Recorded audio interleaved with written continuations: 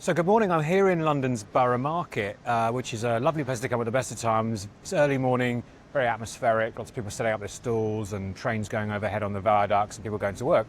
Now you might think it's not very B2B, right? But actually the reason I'm here is because today around the corner in Glazier's Hall, TechTarget are doing their TechTarget and Informa Tech are doing their ROI Summit, which is an annual event where they focus on, you guessed it, ROI.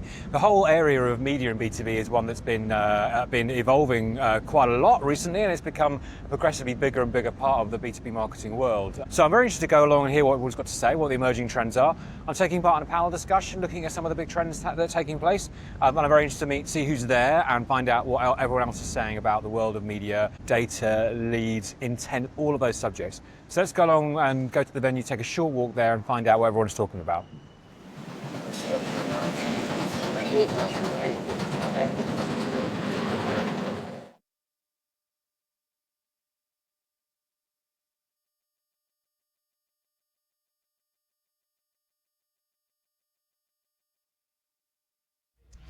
So I'm here at Informa TechTarget ROI Summit, EMEA, and I'm here with Lil.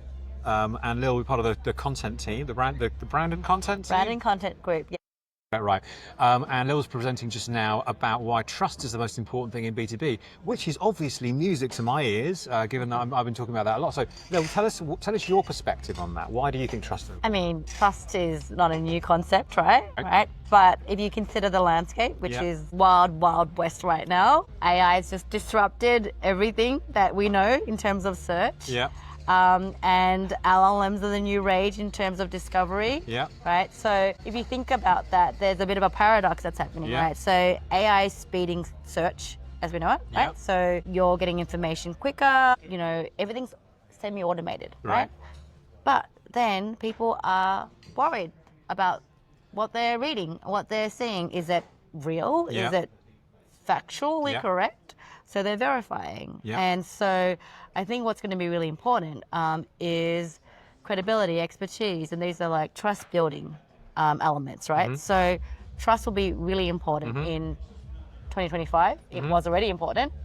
It's just come to the surface. Hey, it's now, that thing that's critical to moving the needle. Yeah. Really with a skeptical market, a growing skeptical market that has AI at its fingertips. Yeah. But can't rely on AI. Yeah. It's that kind of uncanny valley phase of AI, Yeah, it's like not quite right. It's a content version of Uncanny Valley. I like that. It's really good. It is. We want to trust it. We know we can't completely. We need to validate all those kind of things. And what I liked in your presentation, you had 3 pillars of what you described. Talk us through those 3 pillars. Yeah, so I consider there to be 3 voices of trust, and you can sort of build your whole marketing program around this. So the first voice is the SME. So that's your subject matter experts. Yeah. So those are the people within your walls. Yeah. People want to be, LLMs in particular, and I would say even Google, they want trusted sources where, you're citing experts, there's bylines, there's authority, right? Yep. Subject matter experts. Yep.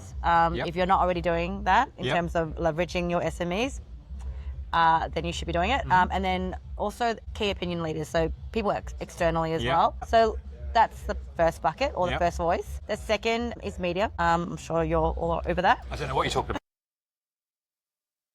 Journalism, like really high quality journalism with a capital J, trusted environments. You benefit from the halo effect of journalists. So if you are peering alongside journalistic content, you're already being endorsed in a way. You're experiencing that influence, right? And then the third is something that we know about, which is like the Forrester, the Gartners, the Omdias of the world, which is the analyst voice. Yeah. Okay. Right. So analysts, they bring a technical and very credible third-party voice. They're unbiased, they're objective. Yeah. They go through a really robust and rigorous evaluation of your solutions and of your products. And so when they come to the table, that's going to be, a trust signal to the buyer that they can be trusted or that product is endorsed. And that makes sense to me. There's a lot of robustness and integrity around those people inherently. What about, but the other one, missing one, just last question is that I look at it as 3 pillars myself. I'd say it's a slightly different lens to you, but I would kind of say thought leaders, influencers, and advocacy generally, because customers are increasingly compelling in a kind of peer-to-peer world. They're a valuable source of trust, aren't they? Yep. And so that third bucket of analysts, I would include when I say third party, I mean also customer testimonials. Right. Yeah. Sorry about that. No. But yes, I mean, that's so powerful to be able to co-create content or to have case studies. But I think that the opportunity is actually in partnering with them. Yeah. Because they're experts themselves in B2B. Yeah. So let's get them together in a room and discuss real world problems and learning from peers to peer as well. It's not just a case study. Just a case. Yeah, exactly. That's brilliant. Okay. Lil, great to speak to you. Really enjoyed your presentation and looking forward to hearing more from you. Thank you. Cheers. Likewise.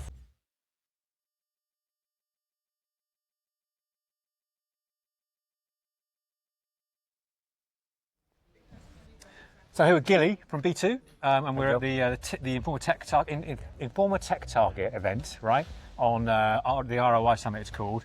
There's been a lot of stuff they talked about today. Indeed. You know, ROI has been kind of implicitly part of it, but not the central focus, which we're both a bit relieved about, probably, aren't we? So tell me what stood out for you. Lots of things to talk about.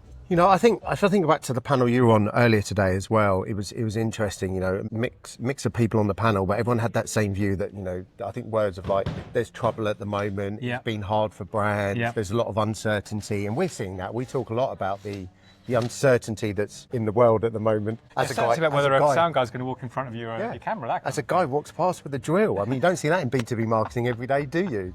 No. So I think we went from that theme where I think there are a lot of people struggling. We talked about the layoffs and stuff like that. That, I think, led into the conversation that comes up all the time now around AI. Yeah. I think for me, though, one of the things that stood out in two different talks today was we talk about the human side and how humans work with AI. Yeah. They were talking about on the market research panel how the best insights haven't come from the market research, haven't come from the data, have come from the customer service team at the market research organisation, sharing those additional nuggets of information and almost questioning the brands when they're looking at the information. We then shifted gears and we're talking about using intent data. Yeah. And there was a very similar conversation. The customer success team are highlighting what's within that depth of intent data that the brands can pick up and use as well. And I think it just, again, reinforces the fact that despite some people going, will marketing exist in 5 years' time? You know, will the machines take over? We've got real life examples here of where a lot of technology and data is being used, but actually the power of that is coming out by the human connections, the relationships people have had. And, you know, we're in a big room today and the room was full of people. So I'm a lot more hopeful that in 3 to 5 years' time, the marketing industry will still exist, but the shape will be different because of the disruption we're seeing. And Gilly, what you're referring to is, I was asked to say a bold prediction about tech marketing in 5 years' time, and I said, well, will it even exist in the first place? And everyone's faces went, oh my God, what's he said? I don't believe that's going to happen, but I think it is. But given the pace of change, I think the context for me was really around the fact you've got go-to-market teams coming together, so there's not such a clear defined thing as marketing by itself. Revenue teams as well, slightly different iteration of the same thing, as far as I understand it. But yeah, we're all navigating this change together, aren't we? We are. Everyone's trying to figure out what the hell AI means, and I guess it was nice to see. I was really pleased to see the trust thing came in, that undercurrent of trust being more important now than ever has been. It's always been important, but there's a new dimension about why it's more important today. Yeah, exactly, and it's quite interesting. You've got marketers here talking about it's really hard to get funding for brand campaigns. We've seen different companies act in different ways around how they do their content marketing now, what's written by machines and not. But when you've got this overarching theme of trust and people are buying from brands they trust, they're only recommending brands they trust. I'm hoping that is going to lead to more investment in brand, more investment in high quality human written content, high quality reach to power that content as well. And that, like I say, continued human relationship and connectivity, because I don't think machines are going to build trust with each other anytime soon. I don't either. I just think one final thing to pick up with you as well, there was a great panel just now on the kind of brand to demand conversation. And there's a lot of noise in the market about it's all about brand, you know, you should be thinking long term, you know, your demand generation's wasted. That was very much the opposite signal we got from this group. You know, the expression they would use was branded demand. It's another, we've heard various ones like that. It's a creative new iteration of it, but they were kind of saying, well, everything you do builds your brand, and actually you need to demonstrate alignment with the sales team and demonstrate touch points and demonstrate your commercial acumen and nous to the CEO and the CFO, which is very hard to do as well. Yeah, exactly. And you know, that tension between brand and demand has been going on a long time. Exactly. We refer to studies that were 10, 12 years old that tell us, you know, 56% of our money should be spent on brand. Everyone spouts those studies. But in reality, so many clients are so heavily pushed on demand. Yeah. I see that especially in the tech sector. Yeah. You know, I'm lucky now at B2.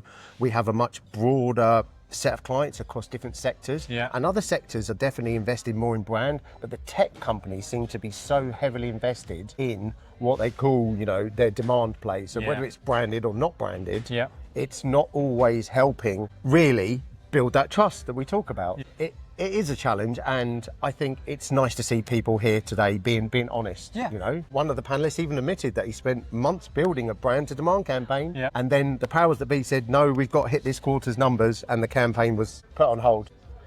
Thank you. I was just trying to stop someone else from walking in front of the camera because someone's happened a lot. So there we go. Gilly, listen, brilliant to talk to you as always. A really great summary. You've done my job for me. That's fantastic. Thanks for the opportunity. Okay. So. Yeah, let's go. So I'm here with Teja Patel, who's a B2B marketer of many years standing, and we're at the Informa TechTarget event.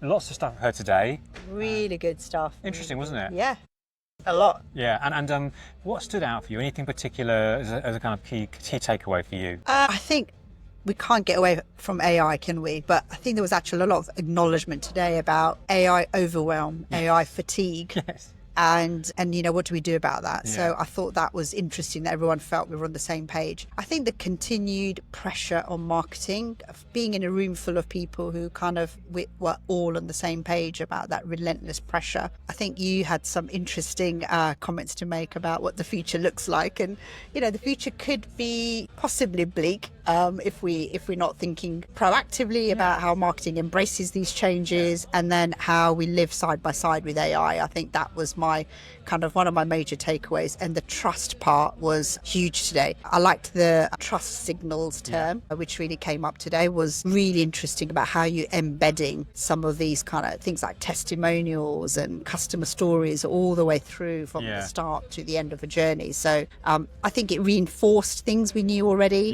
The world has changed, right? We're not going back. Speaking as well to other people later that were on your panel, I think there's some expectation that somehow we're going to go back to the glory days of marketing and media and agencies, and that's not really going to be the case, right? It's a new world, and I think I got a lot today about bringing some of the AI stuff together, and then how do you bring brand and the performance and the demand components? Just don't separate it. Have it throughout the journey. Yeah, absolutely. It's great, wasn't it? There was some kind of a little bit of, it's a lot of people saying it's hard right now, and no one would argue with that, right? But at the same time, we have to. This is the reality. We're dealing with it, and we just have to adapt and respond and utilise the tools. And there's no point in kind of being woe is me about it. We've just got to crack on, haven't we? Yes, and testing. I think again that always comes up, but it's so good when it's repeated. When you hear things consistently, you know you've got to pay attention to it. Which is, you know, try small things, give it a try, give it a go. I think we all have the permission to try things in whatever the size of organisation you're in. I think we have to, don't we? Yeah. It's changing so fast. We definitely can't rely. We did yesterday to be working tomorrow. So we've got to test. We've got to experiment. And I think one of the things that's coming through is also people's priorities are changing quite fleet of foot, quite perhaps too fast. But that's just the nature of the environment where people are operating in, right? Yes, and the pressure's not going to go away with growth, with continuous pipeline that you've got to generate as a marketing organisation. But I really liked today about, again, it's common sense, but I really liked about how you're sprinkling in those brand messages throughout that. So yes, you're still addressing the demand needs that your organisation has, but it's done with thought leadership. It's done with customer testimonials, with, you know, thought leadership content, that kind of stuff. So I think influencers is a big one. I'd love to see more examples of that actually coming in, is how our B2B brands are using influence marketing. It's been around so long in B2C. But yeah, it's utilising these channels. They're all channels, which do both the job of brand and help differentiate you, and maybe make the decision between not buying from you and buying from you. Exactly, very good.